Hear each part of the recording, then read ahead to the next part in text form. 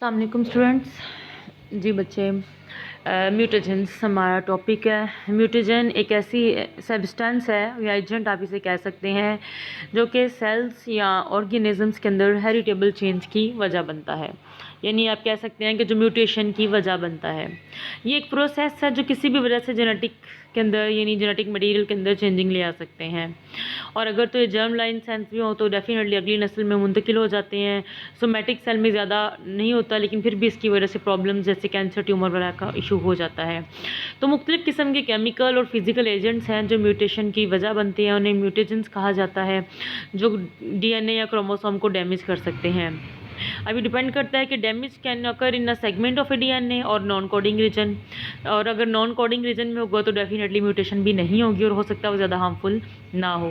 लेकिन आपको पता है जोमेटिक या जर्म लाइन सेल में अगली नस्ल में मुंतकिल होती हैं और फिर आगे नस्ल दर नस्ल की वजह बनती हैं। तो जो म्यूटेजेंस हैं ये दो किस्म के होते हैं, एक होते हैं केमिकल म्यूटेजेंस और दूसरे होते हैं फिजिकल म्यूटेजेंस।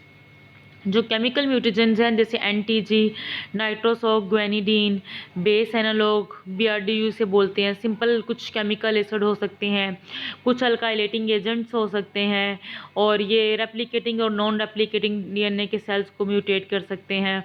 और डीएनए में जब दाखिल होते हैं तो उसके अंदर ये ट्रांजिशन, ट्रांसवर्शन, डिलीशन किसी भी चीज़ की वजह बन सकते हैं। कुछ मेथाइलेटिंग एजेंट्स हैं जैसे इथेन, मिथाइल सल्फोनेट, ईएमएस इसको बोलते हैं। पॉलीसाइक्लिक हाइड्रोकार्बन है, आप केमिस्ट्री में इसको ज़्यादा अच्छी तरह पढ़ा होगा।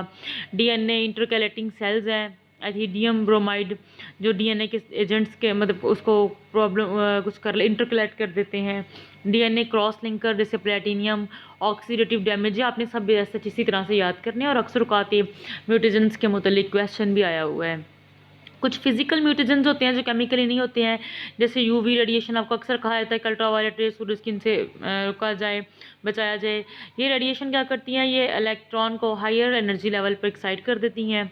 जो डीएनए है वो अल्ट्रावायलेट रेज को जब एब्जॉर्ब करता है तो उसके अंदर जो बेसिस है जैसे साइटोसिन और थायमिडीन है, ये ज़्यादा वल्नरेबल होती हैं, यानी इनके इलेक्ट्रॉन ज़्यादा जल्दी एक्साइट करते हैं जिससे उनकी बेस पेयरिंग प्रॉपर्टी डिस्टर्ब हो जाती है। और जैसे UV light can induce adjacent thymine base and DNA strand to pair with, यानी ऐसी चेंज कर देती है जिसकी वजह से थायमीन एडिनिन के बजाय किसी और के साथ भी बेस पेयरिंग कर सकती है, जिसकी वजह से जो ड्रीमर होता है बल्कि हो जाता है, क्योंकि इसके एडिनिन के साथ ही होना चाहिए, एक प्योरिन और एक पिरिमिडीन, लेकिन ये चेंजिंग कर देती है जिसकी वजह से वो हैवी बल्कि हो जाता है। इसके अलावा आयोनाइजिंग रेडिएशन होती है, जैसे एक्स रेज हो गई हैं, गैमा रेज हो गई हैं। और डीएनए है सो कॉल्ड हॉट स्पॉट, इसके अंदर कुछ जहाँ पे म्यूटेशन बहुत ज़्यादा हो सकती हैं, यानी वहाँ पे 100 टाइम्स ज़्यादा चांस होता है म्यूटेशन रेट का जहाँ के बाकियों की निस्बत। तो ये कोई भी अनयूजुअल बेस हो सकती है, जैसे 5 methyl cytosine ionising radiation hot spot में डीएनए को ज़्यादा तोड़ सकती है। ये ज़रा सेंसिटिव एरिया होते हैं तो यहाँ पे म्यूटेशन की ज़्यादा वजह होती है, तो वहाँ पे आयोनाइजिंग जो रेडिएशन है वो ज़्यादा जो है मुतासर करती हैं और वहाँ पे होने के चांस भी ज़्यादा होते हैं। थोड़ा सा टॉपिक मैंने आपको लास्ट लेक्चर में पढ़ाया है म्यूटेजेंस। इसके बाद छुट्टियाँ हो रही हैं तो डेफिनेटली विंटर वेकेशन एंजॉय कीजिए।